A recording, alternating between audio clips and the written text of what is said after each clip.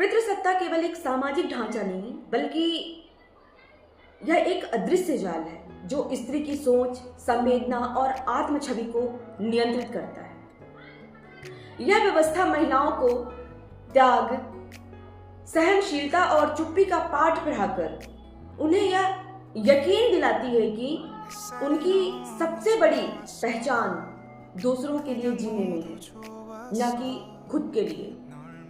परिणाम स्वरूप उनके साथ ऐसा हुआ कि वो महिलाएं न केवल अपने अधिकारों से बल्कि अपने ही प्रति करुणा यानी सेल्फ लव, सेल्फ कंपैशन रखने के हक से भी वंचित हो गई।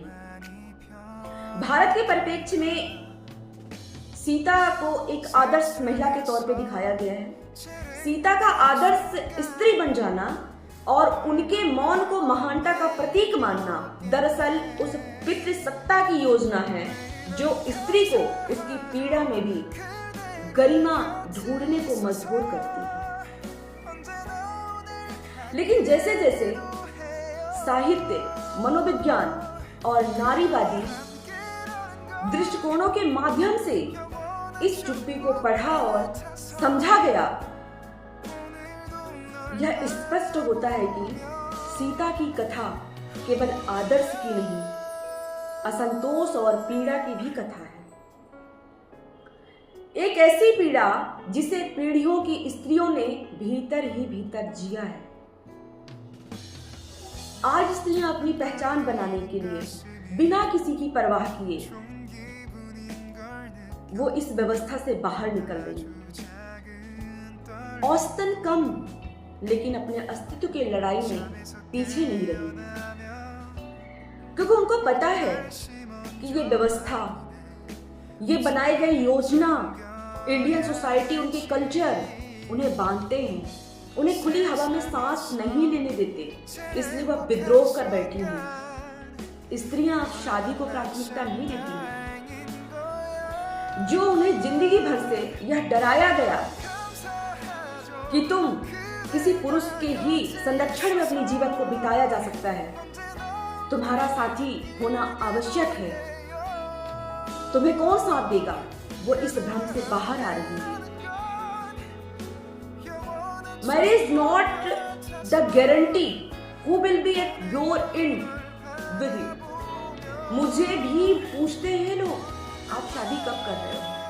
I am not against marriage, या मैरिज सिस्टम, पर यह बात समझना होगा कि शादी करना और न करना दोनों व्यक्तियों की उपलब्धि हासिल करना नहीं है। और जिसने शादी नहीं किया वह इस बात का रिग्रेट या अफसोस ना करे कि मैं इस महान कार्य में अपना पार्टिसिपेशन नहीं ले पाया, या फिर जो शादी, हमने शादी नहीं करके बहुत बड़ा सेक्रीफाइस किया है, ये भी बहुत बड़ी उपलब्धि नहीं है। ज्यादातर इंडियन ट्रेडिशनल में आप देखेंगे कि आप सबको संस्कारी बहू चाहिए, सरल चाहिए, खुश मिजाज चाहिए, भले उनकी हरकतें अमावस की काली रात जैसी हो, पर बहू संस्कारी होनी चाहिए, घर संभाले, बाहर भी कमाने जाए, बाहर भी संभाले, बच्चा भी संभाले, आपके बेटे को भी संभाले यानी पति को, इज्जत भी संभाले, रिश्ता भी संभाले, फ्रिज में रखी सब्जियां भी संभाले। अच्छी स्त्री बनने के दबाव इतना ज्यादा बढ़ गया है, इतना ज्यादा बढ़ गया है कि महिलाएं अब शादी ही नहीं करना चाहती। दक्षिण कोरिया में एक मूवमेंट भी चला, नारीवादी आंदोलन, आपने सुना होगा, B4 मूवमेंट के नाम से ये आंदोलन चला था। नो टू डेटिंग, बियॉन्ड का मतलब डेटिंग से इनकार, नो टू मैरिज, बियॉन्ड मतलब विवाह जैसे परंपराओं से या विवाह से बनने से वो इनकार कर रही हैं, मतलब वो अब शादी ही नहीं करना चाहती हैं।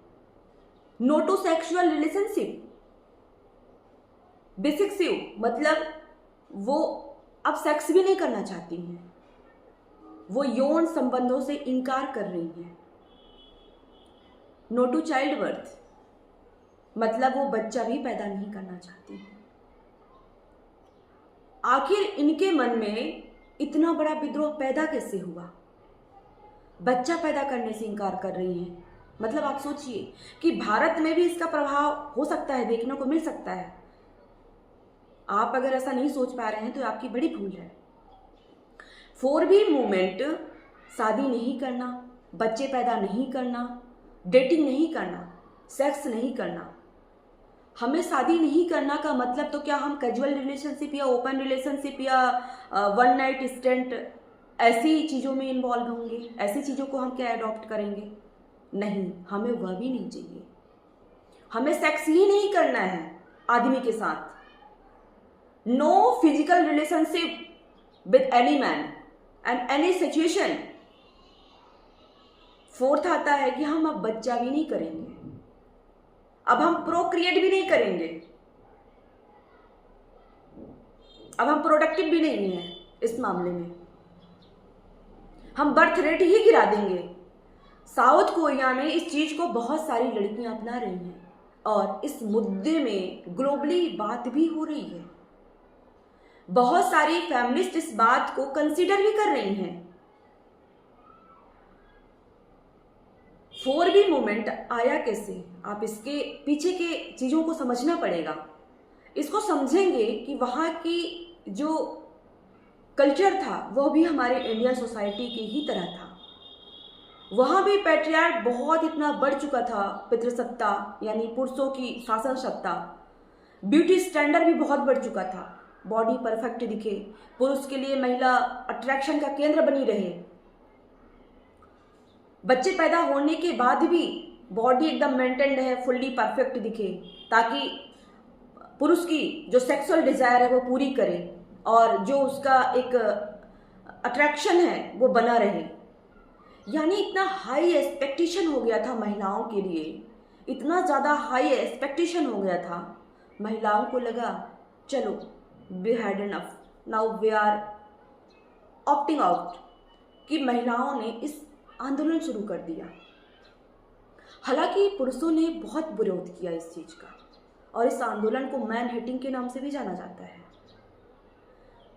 लेकिन अगर ऐसी पुरुष की मानसिकता रहेगी तो वो डिजर्व भी क्या करते हैं? मुझे लगता है ऐसा ही कुछ हो सकता है। अच्छा होंगे, never mind, they are good man maybe. इस व्यवस्था में रहकर महिलाओं ने अपने आप को बहुत हार्म पहुंचाया है। इमोशनली और फिजिकली बहुत बुरे तरीके से ब्रेक हुई है वो इस पैट्रियार्क सिस्टम में, इस पितृसत्ता में। इसलिए अब चीज़ों को बर्दाश्त नहीं कर पा रही है, इसलिए महिला अब विद्रोह कर उठती है।